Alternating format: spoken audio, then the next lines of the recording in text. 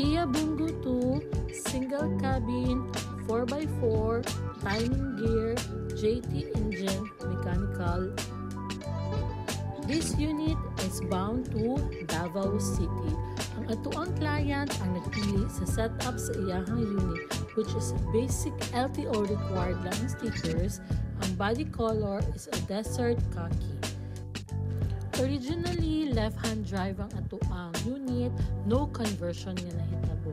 And this is a 4x4 unit, automatically single tire kita siya ang likod. And then 4 tires with size sa rim niya is 14. Power window po ang atoang unit, tinted po ang iyang window glass, naka-seat cover na niya siya. And then, napo na siya FM and AM and stereo. So, sa itong mga client dira ang nangita og unit, daghan pa kay taong available diri sa yard. Don't hesitate to message us.